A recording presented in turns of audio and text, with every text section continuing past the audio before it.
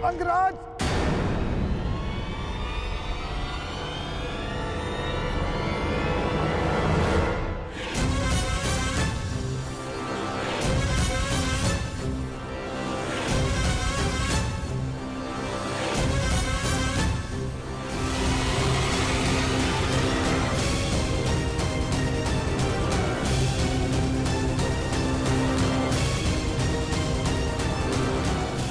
रक्षा करो अंगराज, रक्षा करो।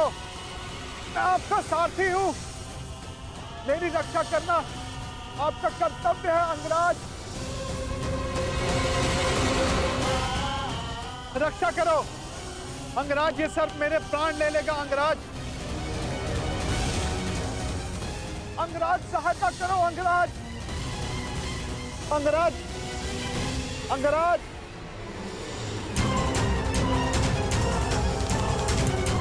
अंगराज, ये सर्प अपनी कुंडली कसता जा रहा है अंगराज।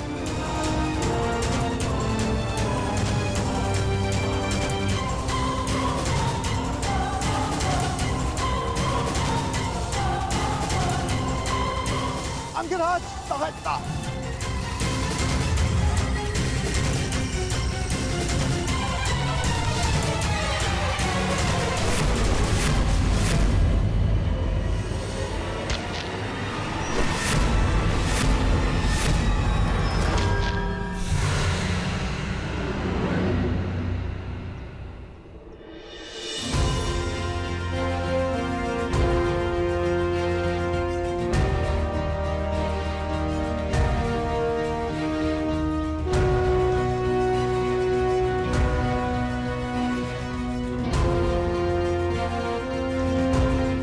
ठीक हो तो चलें। जलधारा के जीवों को नहीं मारा, परंतु इस सर्प का वध कर दिया। क्यों? तुम जीवित रहना नहीं चाहते क्या? निसंदेह, परंतु वो सर्प भी जीवित रहना चाहता होगा अंगराज। मेरा तात्पर्य ये है, अभी कुछ ही देर पहले रक्तपात से बचने वाले, शांति और अहिंसा का समर्थक होने वाले अंगराज इस समय भिन्न व्यवहार क्यों किया? क्यों उस सर्प का वध कर दिया? क्यों अशांति की? क्योंकि परिस्थितियां भिन्न थी। हाँ, मैंने उस सर्प को मारा क्योंकि उसने तुम पर आक्रमण किया। शांति भंग उस सर्प ने की, मैंने नहीं।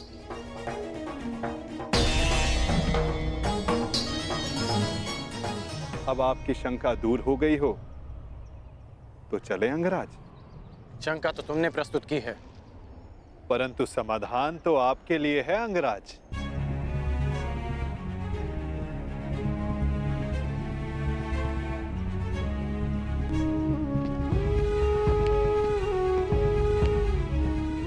वास्तविक शांति और मिथ्या शांति में अंतर कर पाने की योग्यता, दृष्टिगत से परे देख सकने की क्षमता जो तुम में है, वो हर मनुष्य में नहीं होती। मैं प्रभावित हुआ।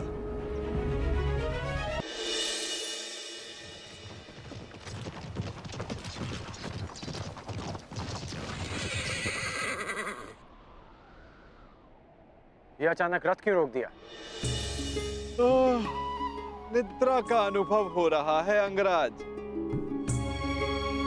तो यहाँ मेरे स्थान पर आने का कष्ट कीजिए, रथ मैं स्वयं चला लूंगा। मैंने कहा कि निद्रा का अनुभव हो रहा है, ये नहीं कि सोना है। हाँ, तनिक कुछ खा लूंगा तो स्फूर्ति अवश्य आ जाएगी।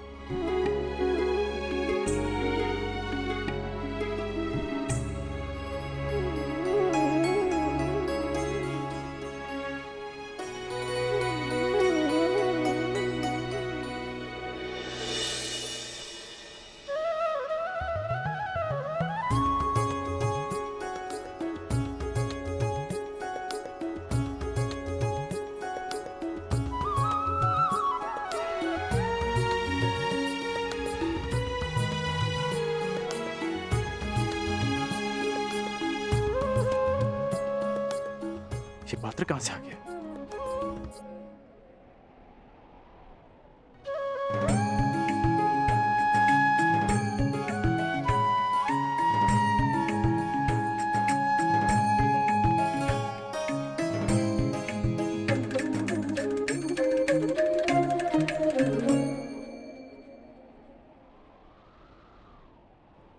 आपके मन का ये प्रश्न भी मैंने पढ़ लिया अंगराज। यात्रा कितनी लंबी होने वाली है ये यात्री कहाँ जानता है। इसीलिए ऐसे समय के लिए ये माखन मैं हमेशा अपने साथ रखता हूँ। ये मुझे ऊर्जा और स्फूर्ति देता है और साथ साथ मन भी सचेत रखता है। खाओगे? खा लो। ठीक है, तुम इतना कह रहे हो तो खा लेता।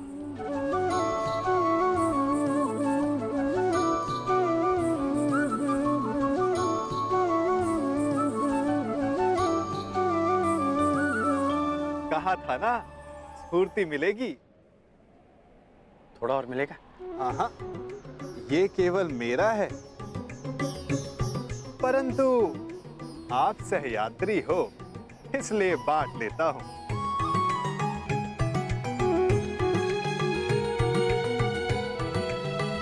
कभी सुना है आपने कि माखन और दूध में शत्रुता हुई है? इस बात का क्या तात्पर्य है मैं समझा नहीं। क्या पूछना चाहते हो? यही कि वासुदेव कृष्ण से युद्ध करने क्यों जा रहे हो? यही कि वासुदेव कृष्ण से युद्ध करने क्यों जा रहे हो? जबकि समान गुण वालों को मित्र होना चाहिए। अच्छा, हम दोनों में क्या समानता है बताओ?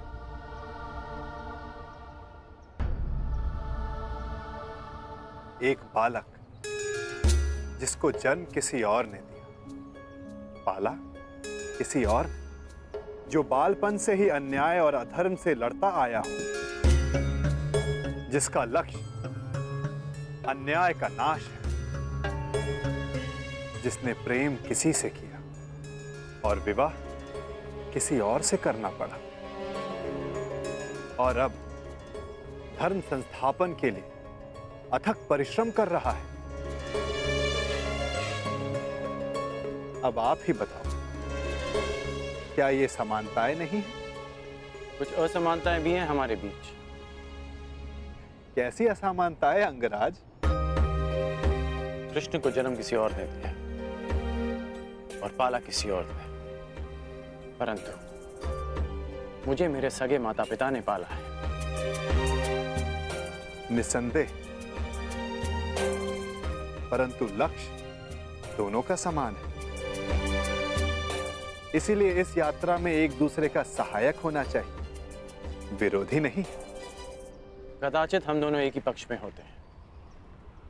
यदि मैं जरासंध को वचन नहीं देता कि मैं कृष्ण के विरुद्ध उनकी सहायता करूंगा। युद्ध में सम्मिलित होने का वचन दिया है या कृष्ण के विरुद्ध युद्ध करने का अंगराज? मैं समझा नहीं।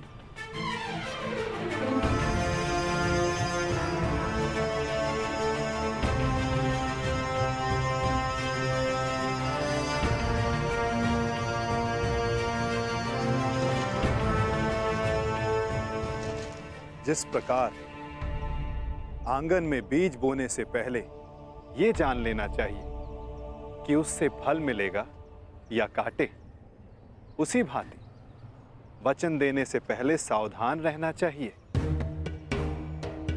वचन ऐसा अश्व है जिसे समझ की रस्सी से ना बांधा जाए तो अनियंत्रित होकर अपने सवार को हानि पहुंचा सकता है। क्या आप जानते थे कि जरासंध वचन में आपसे कृष्ण के विरुद्ध युद्ध करने की मांग रखेंगे?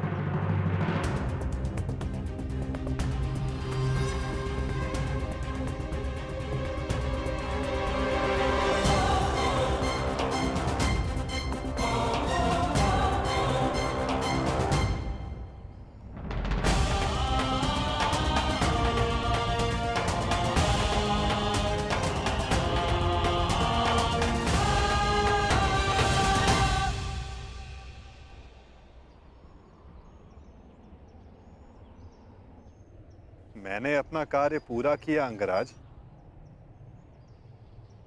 आपको समय पर युद्ध क्षेत्र पहुंचा दिया मैंने।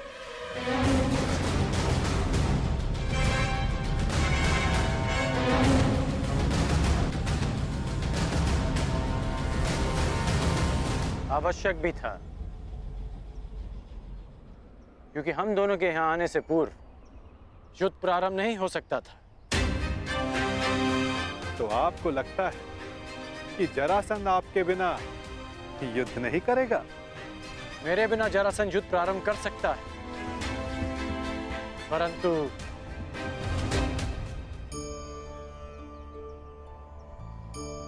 परंतु क्या? कहे दीजिए अंगराज।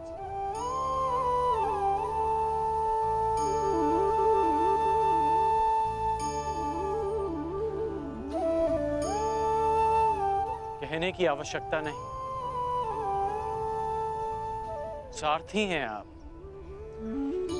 सचेत भी हैं, तो अपने रथी का मन पढ़ लीजिए। सारथी का कार्य पूर्ण हुआ, परंतु रथी की तीसरी परीक्षा अभी शेष है।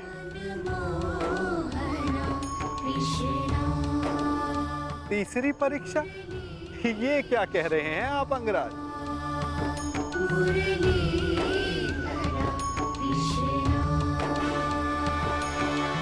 वही जो आप ना समझने का अभिनय कर रहे हैं।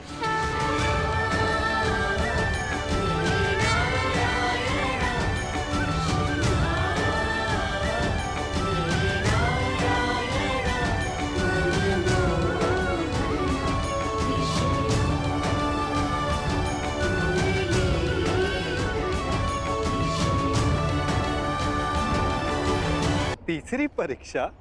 ये आप क्या कह रहे हैं अंगराज?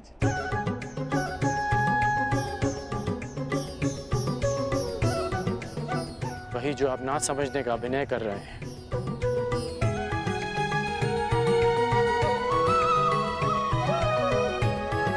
मेरे गुरु परशुराम ने मुझे मानव के त्रिगुण व्यवहार को समझने का ज्ञान दिया है। मानव का व्यक्तित्व राज, सत्व और तम गुणों के संतुलन से बनता है।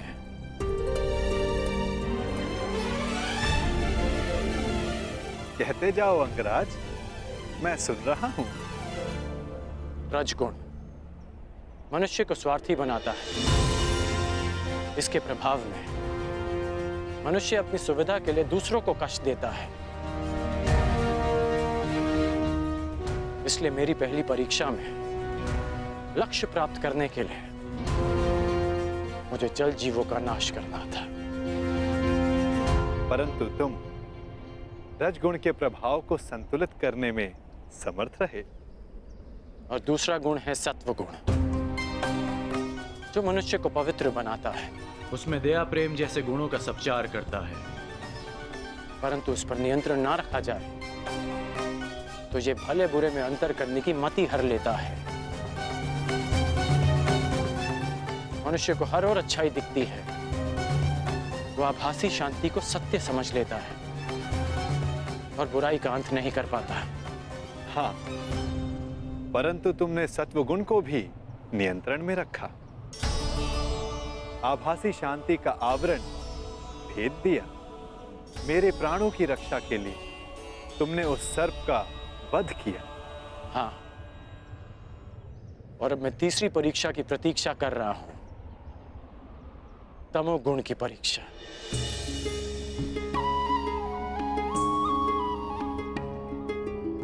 उत्तम, परंतु ये किसने कहा कि तम गुण की परीक्षा अभी चल नहीं रही है?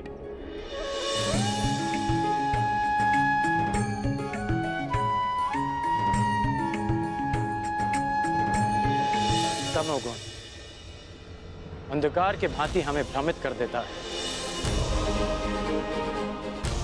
ठीक कहा आपने कि तमोगुण की परीक्षा इस यात्रा के साथ ही प्रारंभ हो गई थी। इस यात्रा के प्रारंभ में ही मेरे सामने एक भ्रम का, एक माया का आवरण बनाया गया। परीक्षा ये थी कि मैं इस आवरण के पार देख पाऊंगा या नहीं। अति सुंदर। तो कुछ देख पाए अंगराज?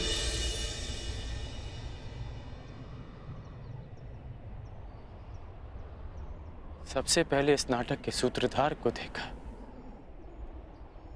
नटवर को देखा,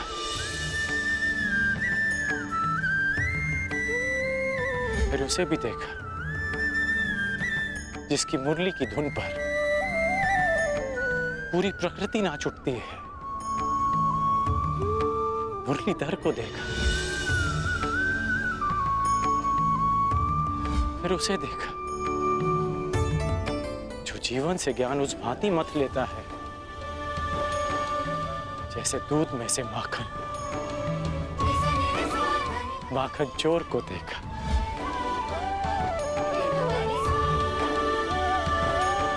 और फिर उसे देखा जिसके ये सब रूप हैं।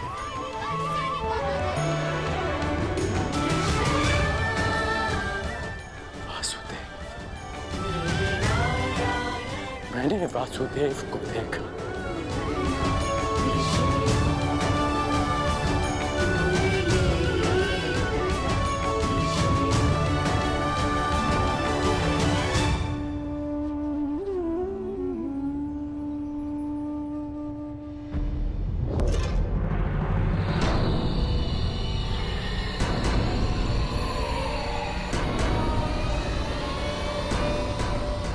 महाराज, यहाँ ना कोई सेना है ना वासुदेव।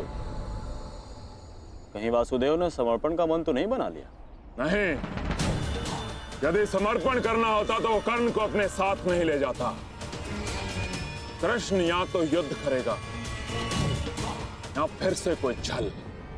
यही जानना चाहता था कर्ण कि तीनों गुणों के प्रभाव को नियंत्रित कर सकने की क्षमता तुम में है या नहीं।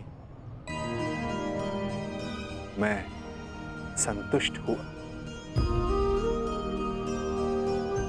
इस जीवन में मैंने तुमसे अधिक विलक्षण पुरुष नहीं देखा।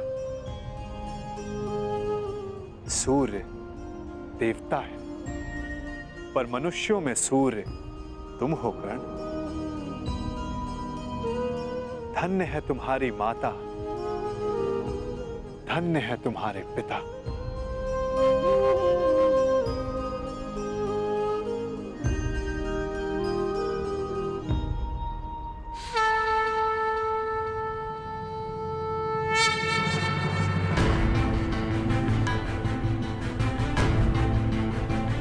युद्ध की पुकार आ गई है कर्ण। मुझे जाना होगा। युद्ध में सम्मिलित होने का वचन तुम पूरा कर चुके हो। अब यह तुम्हारा निर्णय है कि तुम मुझसे युद्ध करोगे या मेरे पक्ष में रहोगे। जो भी निर्णय लेना सोच समझ कर लेना कर, क्योंकि आज का लिया गया निर्णय भविष्य का निर्धारण करेगा।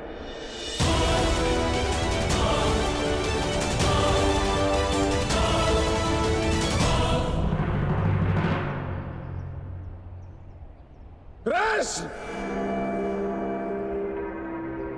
रण छोड़। कहाँ है तू? फिर से रण छोड़कर भाग गया।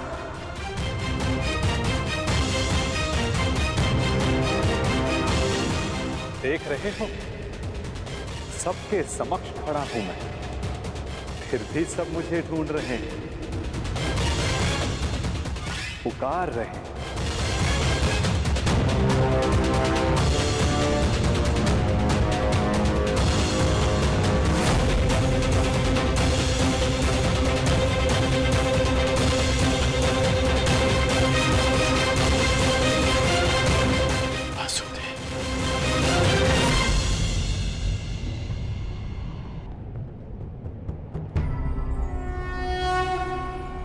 यदा यदा हि धर्मस्य